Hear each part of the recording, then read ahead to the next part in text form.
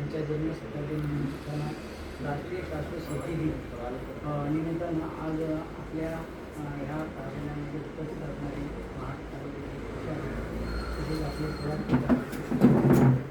तसेच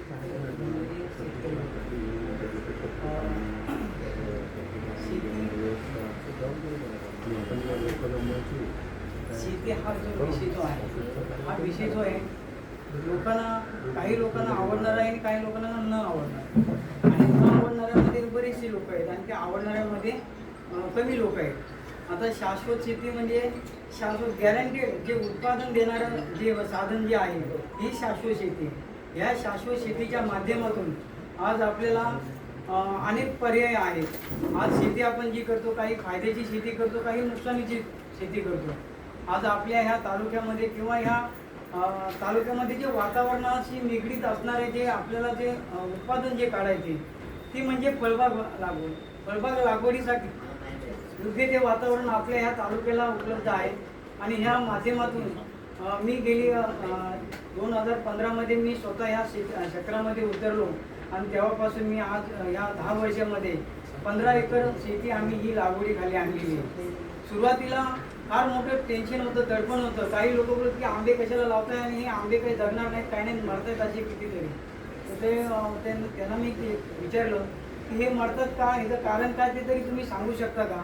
तर त्यांनी सांगितलं की हे असेच मरतात, वन आला की मरतात, हे उळंबी लागते खाली आणि कशा पद्धतीने कारणं सांगायला लागली. आणि मी ज्या वेळेला लागवडीमध्ये सुरुवात केली आणि ती सुरुवात म्हणजे प्रथम आम्ही या कृषी विभागामार्फत MRGS मधून आम्हाला ही योजना दिली. 100 झाडं सुरुवातीला लावली तर आणि ह्या 100 झाडांचं आम्हाला 3 वर्ष चांगल्या पद्धतीने या शेतकऱ्यांना त्यांनी MRGS मधून आम्हाला पैसे मिळाले, रोपांचे पैसे मिळाले, कुंपणाचे पैसे मिळाले, खड्ड्यांचे मिळाले, शेती शिवार साफ करण्यासाठी मिळाले. अशा पद्धतीने आम्हाला या विभागातून कृषी विभागातून सहकार्य चांगल्या पद्धतीने केलं आणि आज माझी जी लागवड जी आहे ती टोटल मी 300 आंबे टोटल आमच्या शेतामध्ये लावलेले आहेत आणि या आंब्यामधून याला जे वार्षिक उत्पन्न ते सुद्धा चांगलं मिळतंय. त्यामधून शासनाच्या नियमाप्रमाणे आम्हाला दरवर्षी इन्शुरन्स सुद्धा मिळतोय. म्हणजे आज आम्ही जे उभे आहोत हे कृषी विभागामार्फत उभे आहोत. त्यानंतर आम्ही 2019 मध्ये हळद लागवड केली. ती हळद लागवड जवळजवळ आम्ही 2 टन हळद लागवड स्वतः आम्ही गावामध्ये केली. नवीन करून बघितला की हळद लागवड चांगली होते का म्हणून ज्या वेळेला हळद लावली त्या आम्हाला 2 टन हळद मिळाली. त्यामध्ये तर मी ती काय पावडर केली नाही, मी डायरेक्ट ते संपूर्ण या तालुक्यामध्ये बियाणं म्हणून मी संपूर्ण लोकांना दिले. घरी येऊन घेऊन 100-100, 200-200 किलो घेऊन जायचे आणि आज आपल्या या तालुक्यामध्ये बरेचसे लोक आज हळद लागवड करण्यासाठी करतायत लोक आणि त्याचा रिझल्ट सुद्धा चांगल्या पद्धतीने मिळत आहे. आज हळद म्हटलं तर कमीत कमी 300 रुपये, 350, 400 रुपये किलोने आपली सेंद्रिय हळद जाते आणि ह्या हळदीमुळं लोक चांगल्या पद्धतीने आज सुद्धा गेले. ह्या वर्षी सुद्धा मी जवळजवळ 300 किलो हळद बियाणं लोकांना दिलं. आज सुद्धा माझ्या शेतामध्ये हळद आहे सांगायचं. त्याच्यानंतर आम्हाला MRG ह्याच्यामध्ये ट्रॅक्टर म्हणजे पॉवर विडर मिळाला. त्या पॉवर विडरच्या माध्यमातून शेतीची मशागत चांगल्या पद्धतीने करता आली आणि ती सुद्धा आम्हाला 50% अनुदानावरती या कृषी विभागाने आम्हाला दिली. त्याच्यानंतर अशा अनेक PFME मधून आम्हाला लोन मिळाला आणि त्या माध्यमातून आम्ही PME स्वतःचं घरगुती प्रोडक्शन चालू केलं. ते आज स्वतः मी तयार करून इथं बाजारपेठेमध्ये विकतो. आज त्याला चांगली मागणी आहे आणि त्यांच्या या PFMEच्या माध्यमातून आम्हाला 15 दिवसाच्या आतमध्ये आमच्या मशनरी आल्या आणि आम्ही हा व्यवसाय जो आहे ना काय हा चालू केला. ह्या सगळ्या गोष्टी ज्या अभिमानानं सांगावंसं वाटते की आपल्या ह्या कृषी विभागाने आम्हाला फार मोठं म्हणजे सपोर्ट देऊन उभं केलं ह्या शेती क्षेत्रामध्ये. नाहीतर आज स्थलांतराचा एवढा मोठा प्रयत्न पडलेला आहे की लोक इथं गावामध्ये थांबायलाच कबूल नाही. पण आज अशी माझी परिस्थिती आहे की मला एक दिवस सुद्धा मी मुंबईला जाऊ शकत नाही. आज एवढा मी विस्तार ह्याच्यामध्ये वाढवलेला आहे आणि उत्पन्नाचा चांगला स्रोत तयार करून ठेवलेला आहे. त्याच्यामुळं मला जायची गरजच नाही. पाण्याचा प्रश्न म्हणा किंवा आज जलकुंड आहे, जलकुंडासारखी काही लोक बोलतात पाणी नाही, मग आम्ही लागवड कशी करायची. माणसांची खरं म्हणजे मानसिकताच नाही आहे की आपल्याला इथं उभं राहायची करायची. जर एखाद्याला जर करायचं जर असेल तो 100% सक्सेस होऊ शकतो. ज्या वेळेला मी माझी 100 झाडांची मला योजना मिळाली MRDS मधून, पाण्याचा अजिबात मी विचार न करताना डायरेक्ट लावली. तर आणखी जवळजवळ 4 बोरिंग मारल्या आणि 4थ्या बोरिंगला काय माहिती का पाणी लागलं. पण मी जिद्द सोडली नाही. आज माझी 300 झाडं तिथं उभी आहेत.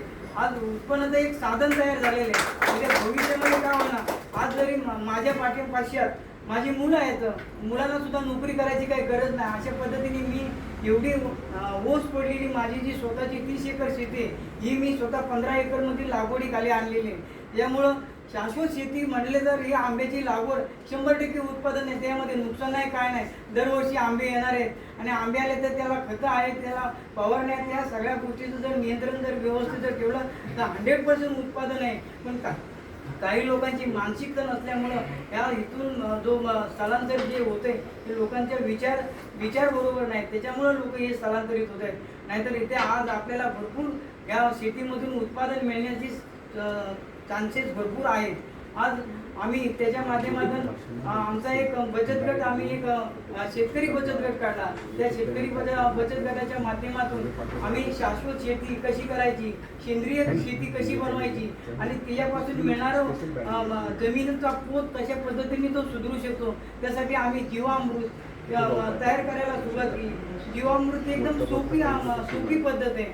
जर आपल्याकडे गायी असतील तर आपल्याला 10 किलो शेण घ्यायचं, एक बॅरेल घ्यायचे 200 लिटरचा, त्याच्यामध्ये 170 लिटर पाणी टाकायचे.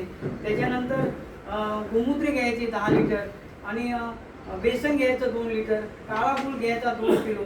त्याच्यानंतर वड जो असतो ना, कधी त्याची जी माती असते ना, ती माती 2 किलो याच्यामध्ये टाकायचं आणि ते द्रावण जे आहे ना का सकाळ संध्याकाळ उजव्या साईडनी डाव्या साईडून उजव्या साईडला ते रोज ढवळायचं.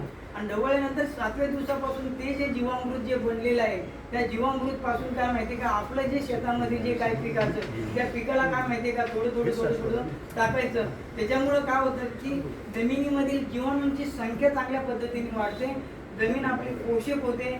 जीवाणूंची संख्या वाढल्यामुळं आपलं पीक चांगलं जोमाने येतं. त्याच्यानंतर बीज प्रक्रिया का करायची असते ना, ती सुद्धा सोपी गोष्ट आहे. 20 लिटर पाणी घ्यायचं, त्यामध्ये 1 किलो शेण घ्यायचं, 1 किलो गोमूत्र घ्यायचं, 1 किलो दही किंवा दूध घ्यायचं आणि एक चुना घ्यायचा 100 ग्राम आणि हिंग, आणि हे हळवायचं 2 टायमाला. जे भात पेरायचं असेल किंवा भाजीपाला बी असेल त्याच्यावरती असे हे शिंपडायचं, आणखी काही ना वरनं हलवत बसायचं. हलवल्यानंतर ते बीजांकुरे ते बीज संस्कार झाल्यानंतर वाळत ठेवायचं उन्हामध्ये आणि वाळत ठेवल्यानंतर काही गडबड न करताना ते पेरायचं. ते पेरल्यामुळं काय होतं, त्या बीजाची उगवण क्षमता चांगली होते, त्यानंतर रोग प्रतिकार शक्ती वाढते, पीक चांगलं जोमाने येतं. अशा पद्धतीने हे जे काय सेंद्रिय पद्धतीने जे आपल्याला जे काय शेती करायची याच्यावरती जर जास्तीत जास्त जोर शेतकऱ्यांनी दिला तर 100% काय माहिती आपल्या उत्पन्नामध्ये वाढ होतं. आता रासायनिक खताचा आपण जास्त प्रमाणामध्ये वापर करतो, पण रासायनिक खताचं काय असतं की काय माहिती का तात्पुरते तेवढ्यासाठी ते आपल्याला रिझल्ट देते. पण शाश्वत शेती ही सेंद्रिय शेती केल्यानंतर कसं माहिती का आस्ते आपली शेती सुद्धा सुपीक होऊन जाते आणि भविष्यामध्ये आपल्याला कोणत्या गोष्टीचे काय माहिती का त्यामध्ये हानी मिळत नाहीये. एवढं बोलून मला 2 शब्द बोलायचे.